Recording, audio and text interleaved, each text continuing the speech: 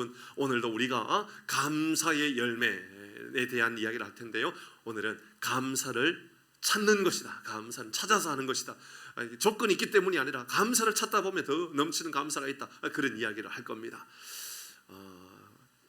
오늘 광고가 너무 많았잖아요. 그래서 정신이 없어요. 제가 이 광고가 많아지면. 그러니까 제가 말씀을 준비하면서 하나님, 제가 최대한 말씀을 질서 있게, 또 말씀 가운데 하나님의 은혜가 우리 성도님들에게 예배드리기 위해서 왔는데요, 하나님 도와주십시오, 이런 마음을 가지고 기도하고 있습니다. 여러분도 기도해 주시길 바랍니다.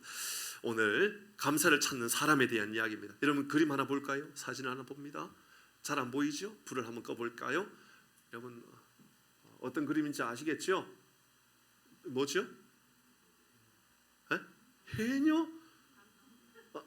해녀 훌륭합니다, 집사님. 그럴 수 있습니다. 해녀일 수도 있죠. 잠수복이죠. 근데 이게 좀 독특합니다. 이게 뭐냐면 뻘이죠. 뻘에 지금 들어가고 있는 거예요. 이 사람이 뻘. 얼마나 들어갔냐? 6m 들어갑니다. 6m. 뻘밭에, 바다의 뻘밭에 들어가요. 근데 이 사람의 생명줄은 저 가느다란 호수 하나가 다예요. 필리핀인데 호수를 입에 물고 6m를 뻘 밑으로 들어가는 거예요. 그래서 6m 밑에서 뻘을 모아가지고 한 20kg 정도 되는 뻘을 모아가지고 위로 올려 보내주는 거예요. 위로. 여러분, 이 사람에게 이렇게 할 때마다 제가 이게 동영상이 있는데 동영상을 보여주면 여러분 별로 이렇게 도움이 안 돼요. 그래서 동영상을 안 보여드리는데요, 얼굴을 보니까 피부가 보이나요? 혹시 피부가 조금 귀 밑에 얼굴 벌겋죠. 왜냐하면 이렇게 6m에 들어가면 기본 2시간을 뻘 안에 있다는 거예요. 2시간에서 3시간 동안 이렇게 하는 거예요. 이들은 들어갈 때마다 걱정한답니다. 왜냐하면 만약에 뻘이 무너지면 그대로 죽는 거예요. 그냥. 그럼에도 불구하고 한 20살 정도 되는 이 사람이요, 매일같이 이렇게 하는 이유는 이것 때문에 그렇습니다. 그 다음 사진이 금 때문에. 이 금이 바다 밑에 있다라는 것을 알고 이 금가루를 찾아내기 위해서 20대 젊은 아이들이 일을 하고 있대요. 이렇게 하는 이유는요, 단순히 이들에게는 금이 아니죠. 이것은 이들에게 미래이고, 이것은 이들에게 생명이고, 이것은 이들에게 행복인 거죠. 아직까지 안 켜도 돼요. 한 가지 더 볼 거기 때문에요. 여러분, 많은 사람들이 이렇게 살아가요. 목숨을 담보로. 어렵고 힘든 일이지만 그래도 내 인생의 미래가 여기 있지 않을까, 내가 여기에서 내 인생을 찾을 수 있지 않을까. 여러분, 그래도 우리가 지금은 좀 살만하니까, 지금 우리가 이렇게 먹고 살고 일하는 거 크게 어려움이 없지만, 지금도 여전히 우리나라의 탄광에서, 막장에서 금을 찾고 있는, 금맥을 찾고 있는 사람들도 있고, 여전히 여러분 이 석탄을 캐고 있는 사람들도 여전히 있지요. 우리나라에도 있어요. 근데 많지는 않죠. 여러분, 이제는 우리나라가 좀 먹고 살만하니까 괜찮아진 것 같아요. 그러나 여전히 어렵고 힘든 수많은 사람들은 여러분 이렇게 목숨을 담보로 뻘 밑에 6m를 파고 들어가 가지고요, 여러분 2시간 들어가 있다가 잠시 나와요. 그럼 그 안에 못 이겨 가지고 잠시 쉬어야 된다. 얼굴이 빨개져 가지고요. 그리고 잠시 쉬었다가 또 들어가고, 또 잠시 쉬었다가 또 들어가고, 하루 종일 그렇게 하면 이 사람들이 한 5g 정도의 금을, 이게 이제 금가루 같은 것을 5g 정도 찾아낸다는 거예요. 같이 일하는 사람들이 뭐 10명, 15명 이렇게 되는데 그 5g이 뭐 얼마나 되는지 잘 모르겠어요. 그거 가지고 이들은 생계를 유지하는데 사실은 생계가 아니라 말씀드렸던 것처럼 이들의 미래인 거지요. 이들의 인생인 겁니다. 여러분, 혹시 이런 영화 아십니까? 행복을 찾아서라고 하는 윌 스미스가 주연한 이 영화, 크리스토프 가드너가 그 원래 신화를 담고 있죠. 미국의 투자자 중에 가장 유명한 사람들, 여러 사람이 있지만 크리스토프 가드너, 풀 가드너라고 하는 사람이 있거든요. 그 사람을 다룬 영화입니다. 2007년도에 만들어진 영화인데요, 이 영화의 내용은 뭐 조금만 말씀드리면 이런 내용입니다. 크리스토프 가드너는 흑인이에요. 이 사람이 여러분 미국에서 사는 게 돈이 있으면 살만하지만 때로 돈이 없는 이주민들이 살아가는 거 정말 어렵다라는 거예요. 너무너무 어렵게 산대요. 여러분, 우리나라 사람들이 사는 거하고 차원이 다를 만큼 힘들다라는 거예요. 돈을 벌면 한 달에 거의 막 60%는 렌탈비 다 나간다는 거예요. 집세에 다 나간다는 거예요. 집세가 뭐 한 달에 뭐 300만 원, 뭐 200만 원, 300만 원 기본적으로 나가는 경우 너무 많은 그런 생활을 사는 거예요. 이게 이제 윌 스미스지만 원래 가드너니까 원래 가드너에 대한 이야기로 하죠. 크리스토퍼 폴 가드너가 이제 결혼을 하고 아이가 함께 이렇게 생활을 하는데 너무 어렵고 힘든 거예요. 고등학교까지 공부도 잘하고 열심히 살았지만 경제적인 형편이 안 좋아가지고 이렇게 대학을 가지 못하고 그는 오래된 여기는 나오지 않는데 오래된 그 낡은 그 휴대용 의료기기를 들고 판촉하면서 다니는 그런 세일즈 하는 사람이거든요. 그렇게 하지만 안 팔리는 거예요. 오래되었으니까 잘 안 팔리는 거예요. 그러다 보니까는 시간이 지나서 아내는 떠나버려요. 근데 같이 살 수 없다. 내가 몇 달 동안 이게 야간 근무, 그러니까 아내가 몇 달 동안 야간 근무를 하고 계속 살았지만 재정적으로 바닥이고 먹고 사는 것이 해결이 안 되는 거예요. 어느 날 보니까 집에 차가 없어요. 보니까 이미 세금을 내지 않아서 차를 이미 끌고 가버렸어요.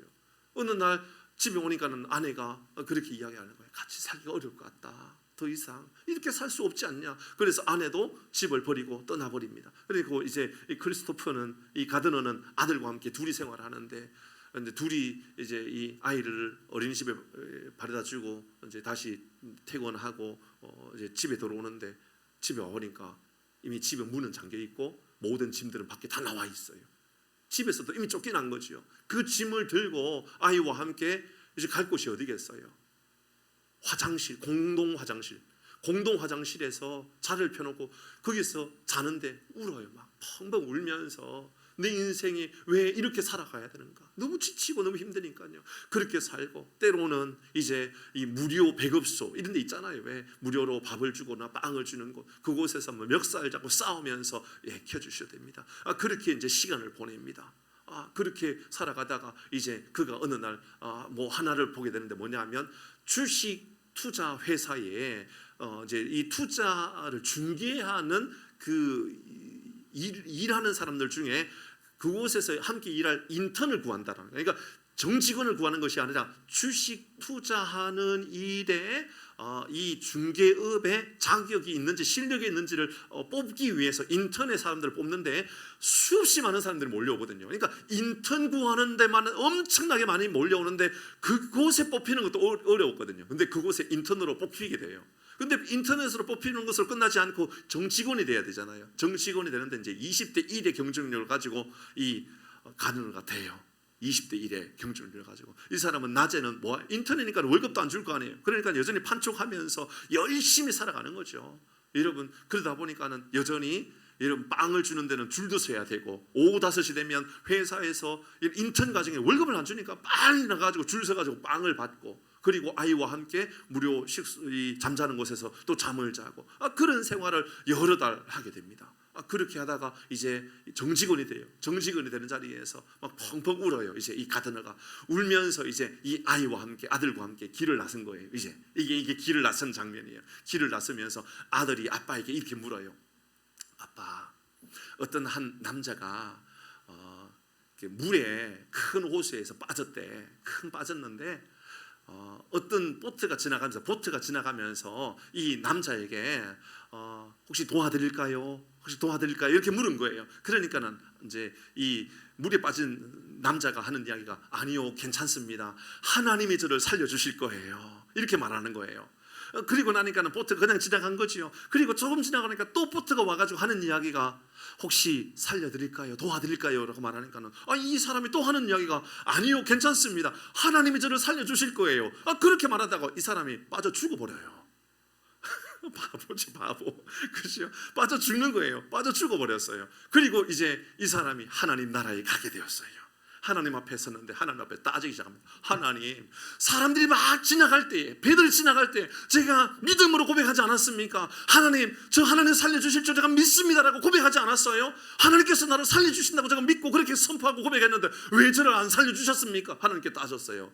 그러니까 하나님께서 하는 이야기가 야, 내가 너 살리려고 보트를 2대나 보냈다. 너 살리려고 보트를 2대나 보냈는데 너 바보 아니냐? 이렇게 이야기한 거예요. 이 이야기를 아들이 아빠에게 줘요. 이 이야기를 아들 마지막 장면에 아들이 아빠한테 줘요.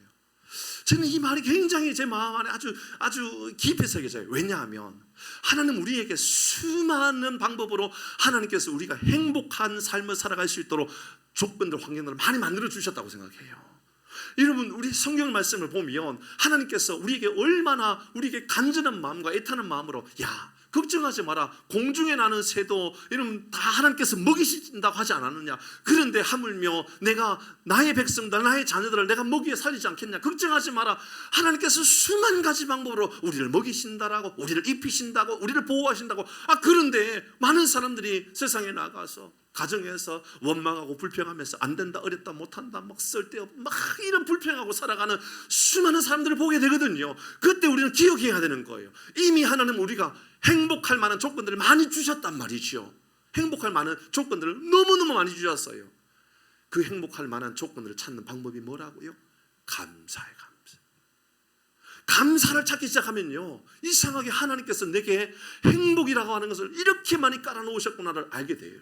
그래서 저는 오늘 여러분과 함께 행복을 찾는 것이다라고 여러분에게 안내해드리고자 하는 거예요. 행복을 찾는 것이다. 여러분, 먼저 행복을 어떻게 찾아야 되는가? 여러분 잘 기억해 보십시다. 마태복음 7장 9절에 이렇게 말씀합니다. 여러분 말씀을 읽어볼까요? 시작. 구하는 이마다 찾을 것, 찾는 이는 찾아낼 것이요. 여러분, 우리 하나님 우리에게 이런 말씀하셨어요. 너희들 구해봐라, 받게 된다. 찾아봐라, 찾게 된다. 두드려라, 열리게 된다. 하나님 우리에게 주신 약속이거든요. 그러니까 우리가 감사함도요, 열심히 찾는 거예요. 행복을 찾지 말고요, 행복을 찾아서 살아가는 삶 말고요, 감사를 찾다 보면 행복은 따라온단 말이죠. 그러니까 하나님 우리에게 행복이라고 하는 수많은 여러 가지, 행복이라고 하는 여러 가지 좋은 감사할 것들을 주셨어요. 그것을 찾는 방법이 바로, 행복을 찾는 방법이 바로 감사를 찾는 거예요. 감사를 찾으면 행복이 따라온다고요. 그 이야기를 오늘 말씀을 통해서 먼저 나누려고 합니다. 첫 번째는요, 감사를 어떻게 찾느냐. 감사를 잘 기억하셔야 돼요. 감사를요, 마음으로 감사를 찾는 거예요. 마음의 감사. 오늘 말씀을 보면 15절에 이렇게 말합니다. 같이 합니다. 시작. 그리스도의 평강이 너희 마음을 주장하게 하라. 너희는 평강을 위하여 한 몸으로 부르심을 받았나니 너희는 또한 감사하는 자가 되라라고 이야기했는데, 그냥 감사하는 자가 되라 말하지 않고요, 그리스도의 평강이 너희 마음을 주장하게 하라. 마음을, 여러분 하나님께서 인도해 주시는 그 마음을 가지고, 감사의 마음을 가지고 살아가라, 그 말 아닙니까? 여러분, 감사는요, 지난번에 말씀드렸던 것처럼, 아유 목사님, 감사 마음먹기에 달려있다 그러지만 마음먹어도 잘 안 되는 게 감사고, 또 조건들, 환경들 생각하면 감사 안 되는 일들이 얼마나 많은지 몰라요. 그럴 수 있거든요. 그러니까 오늘 성경은 우리에게 이러면 마음으로 감사를 찾는데 그 조건이 앞에 이렇게 달려져 있어요. 그리스도의 평강이 너의 마음을 주장하게 하라. 그러니까 우리 주님께서 주시는 평강의 마음을 가지라, 그 말이에요. 여러분, 예수님의 평강의 마음을 볼까요? 예수님은요, 풍랑, 태풍이 오는 가운데요, 바다 가운데 태풍이 부는데요, 우리 주님은요, 평강 가운데 배 위에 계셨어요. 배 아래에서 주무시고 있어요. 난리법석이 났죠. 사람들은 죽겠다고, 못 살겠다고, 어떻게 이런 광풍에 우리가 살겠냐고 그럴 때 예수님은 이런 배 밑에서 주무셨다고요. 그게 바로 주님의 평강이에요. 우리 주님의 평강은 어떤 평강입니까? 여러분, 예수님이 십자가에 돌아가셨을 때에 사람들이 얼마나 억울해하겠어요. 야, 내가 무슨 죄를 지었다고 내가 십자가에 죽어야 되느냐고 그렇게 원망할 수 있죠. 그런데 예수님은요, 십자가 위에서 원망하거나 불평하는 것이 아니라 도리어 십자가를 지게끔 했던 여러분 로마의 군사들을 용서하셔요. 세상에 이런 평강이 어디 있어요? 여러분, 세상에 이런 평강의 마음이 여러분에게도 있기를 바랍니다. 우리의 마음의 평강이 좀 있으면 좋겠어요. 마음의 평강 어떻게 얻는다고요? 그리스도의 평강을 마음에 새기는 거예요. 그리스도의 평강. 그래서 성경의 요한복음 14장 27절에 이렇게 말하지 않습니까? 평안을 너희에게 끼치노니 곧 나의 평안을 너희에게 준다. 예수님께서 우리에게 나의 평안을 너희에게 준다 말씀합니다. 그러면서 내가 너희에게 주는 것은 세상에 주는 것과 같이 아니하니라.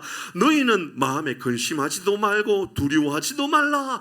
하나님의 평강이 여러분에게 있기를 바랍니다. 우리 예수님께서 십자가에 죽으시고 사흘 만에 부활하셔서 사람들을 만나고 나서서 이렇게 말씀합니다. 너희에게 평강이 있을지어다. 우리 주님은 우리에게 평강이 있기를 원하십니다. 그러므로 여러분의 마음이 여러분의 마음 자세가 마음에, 그러니까는 마음을 다스리는 능력이 마음에 있는 것이 아니라 하나님이 주시는 마음을 가지고, 하나님이 주시는 평강을 가지고 마음이 다스려지는 복이 임하기를 주의 이름으로 축복합니다. 두 번째는요, 첫 번째는 마음으로 평강을, 마음으로 감사를 찾는 거예요. 마음으로 찾는 거예요. 두 번째는요, 영으로 감사를 찾는 거예요. 영으로.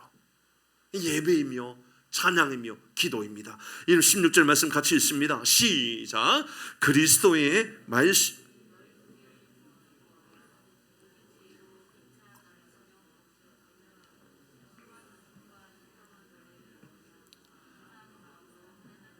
아멘. 감사하는 마음으로 하나님을 찬양하라. 여러분, 이 말씀에서 저에게 감동적으로 다가오는 말씀이 바로 그거예요.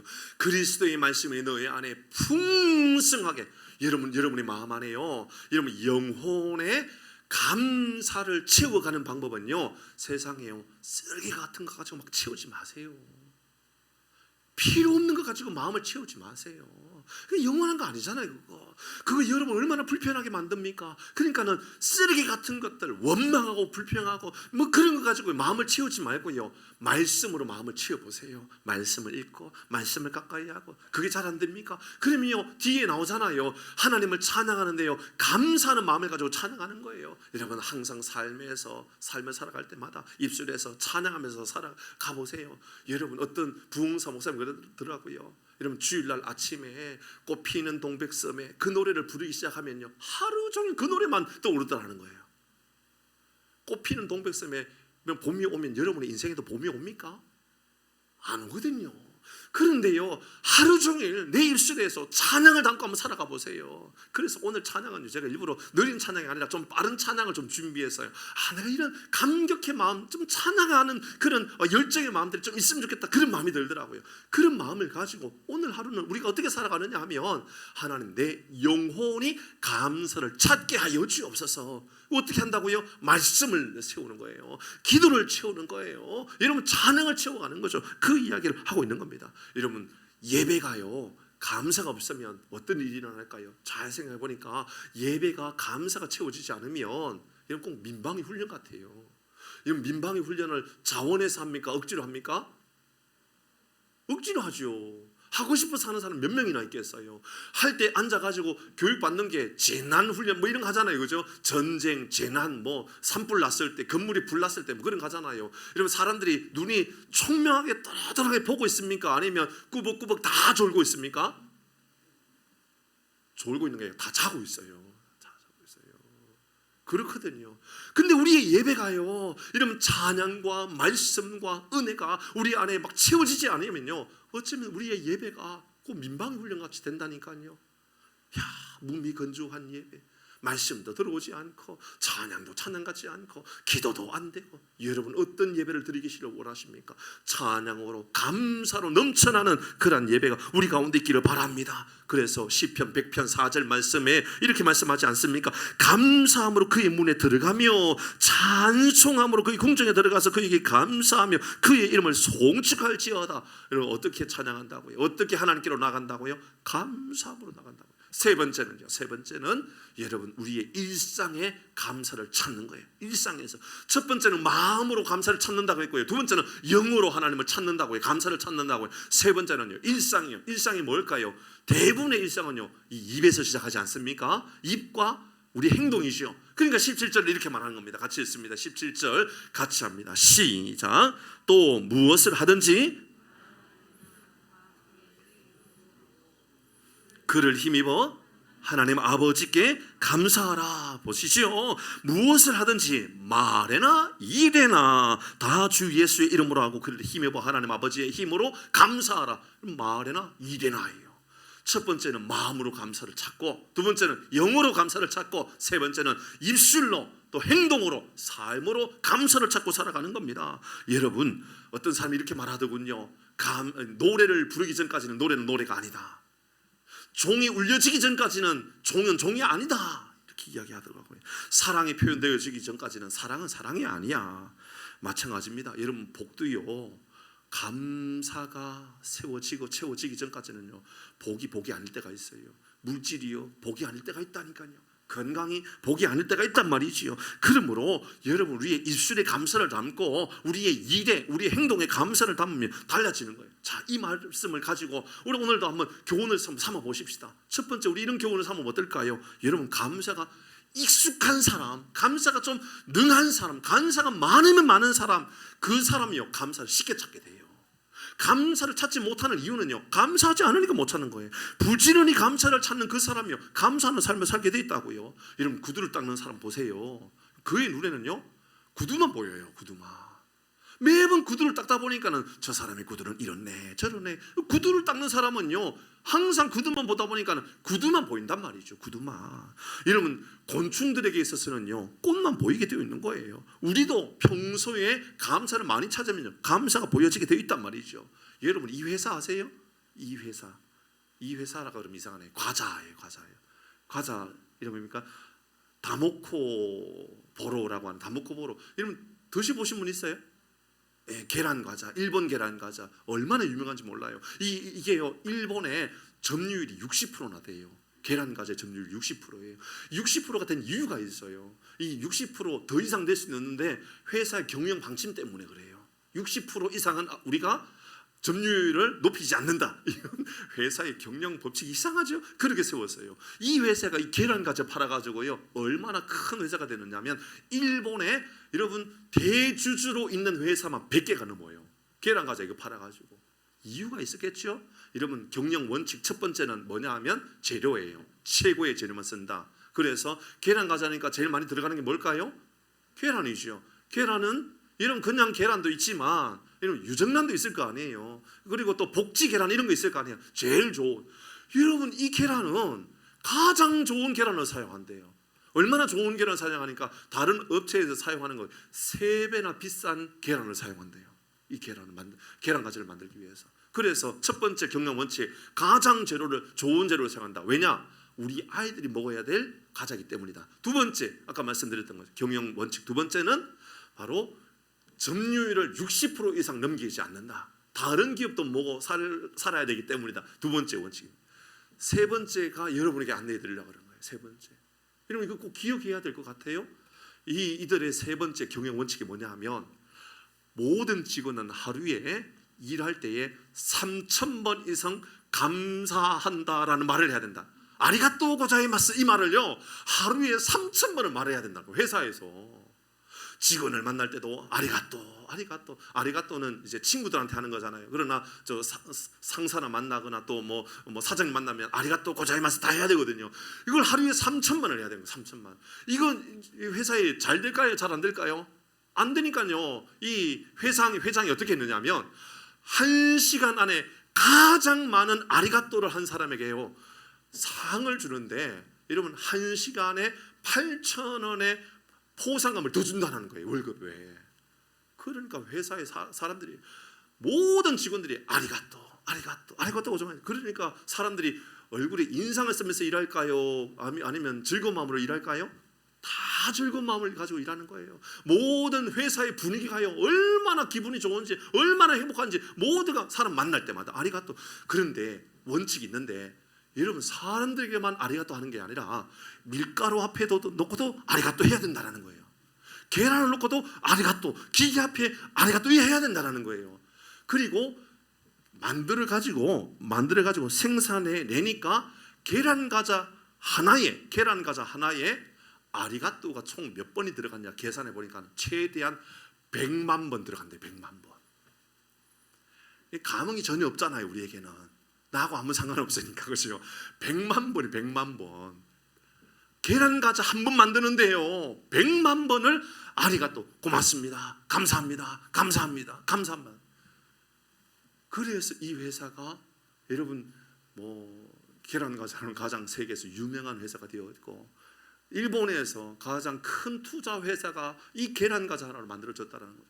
여러분 감사를 찾는 이가 여러분 생활이 익숙하게 찾으면 찾을수록 넘치는 감사가 만들어지고 이것이 우리에게 행복이 만들어진다는 거죠. 여러분 금맥을 찾듯이 우리가 감사를 찾는 게 아니에요. 여러분 우리는 감사를 찾기 위해서 애를 쓰면 금맥이 찾아지는 거죠. 금맥을 위해서, 행복을 위해서 찾는 것이 아니에요. 우리는 행복이 아니라 감사를 찾다 보면 이 행복이라고 하는 이 금맥이라고 하는 것이 우리 인생에 임하게 되는 거죠. 여러분, 이렇게 이야기하면 사실은 예수 믿는 사람이나 안 믿는 사람이나 똑같은 적용 아닙니까? 그죠? 그런데 우리 예수 믿는 사람의 적용은 두 번째 적용, 우리 마음에 새겨야 되죠. 여러분, 익숙한 감사보다 더 중요한 감사예요. 뭐냐면 하나님의 능력을 힘입어 감사하는 거예요. 오늘 성경은 우리에게 말씀을 우리에게 그렇게 주목하고 있어요. 잘 한번 생각해 보십시다. 15, 16, 17절을 읽었잖아요. 근데 15절의 말씀은 마음에 감사라 그랬는데 그 앞에 전제 조건이 뭐였죠? 그리스도의 평강이 너의 마음을 주장하게 하사, 이렇게 말했단 말이죠. 그러니까는 마음의 감사의 조건에 무엇을 다뤘냐면 주님이 주시는 감사가 너의 마음에 임하게 해라, 그 말이 아닙니까? 두 번째예요. 예배 당연한 거지요. 영적인 감사는 당연히 말씀을 채우는 것이고 찬양하는 것이고, 이런 그렇게 감사를 채우라는 거예요. 세 번째예요. 일이나 말이나 감사를 채우라. 어떻게 해요? 그리스도의 능력을 힘입어. 그러니까 이런 예수 믿는 사람이 찾는 감사의 방법은요, 세상적 방법이 아니에요. 믿음으로 찾는 거예요. 여러분, 하나 예화를 드리고 말씀을 마무리하려고 그래요.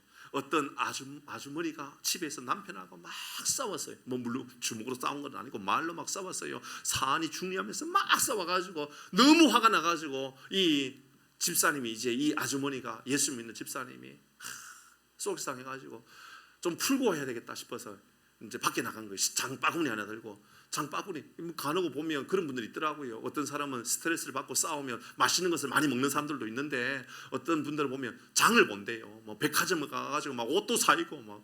근데 이분은 그래도 금소하게 시장에 장바구니 들고 가가지고 이제 장을 봐야 되겠다. 화가 나가지고 좀 풀고 와야 되겠다. 장바구니 들고 장을 보고 있는데 어떤 뒤에서 하는 분이 사과하고 감사하세요 그러더라는 거예요. 뒤에서. 그때 딱 돌아보니까는 과일 가게 아줌마들의, 과일 가게 아줌마가 사과하고 감사하세요 그러더라는 거예요. 그런데 이분은 믿음의 사람이다 보니까 뒤에서 아주머니가 사과하고 감사하세요가 하나님께서 자기에게 하는, 너 가서 빨리 사과하고 감사해 그렇게 들리더라는 거예요. 여러분, 믿음의 사람은요, 과일 가게 아줌마가 주는 과일 하나에도요, 하나님이 내게 주시는 메시지로 들려지는 복이 있다는 거 아십니까? 얼마나 큰 은혜입니까? 이러면 이 집사님이요, 그 과일 가게에 빨리 가가지고요, 사과하고 감 주세요. 과일 다 담아가지고 남편한테 주면서 다 내어놓으면서 사과 주면서, 제가 사과합니다. 감 주면서 내가 감사합니다. 화해했대요. 여러분, 믿음으로 살아가는 건 이런 거예요. 믿음으로. 여러분, 아무리 어렵고 힘들어도요, 삶에 여러분 그냥 감사가 익숙해지기 위해서 노력하는 것보다도, 그거 찾아내기 위해서 노력하는 것보다도 더 중요한 게 있어요. 믿음으로 주님께서 내게 주실 감사와 믿음으로 내게 주실 은혜를 찾으면서 살아가는 거죠. 이 은혜로 인하여서 오늘 하루도, 아니 이번 한 주간 우리의 삶에 감사가 넘쳐나는 놀라운 열매가 임하기를 주의 이름으로 축복합니다.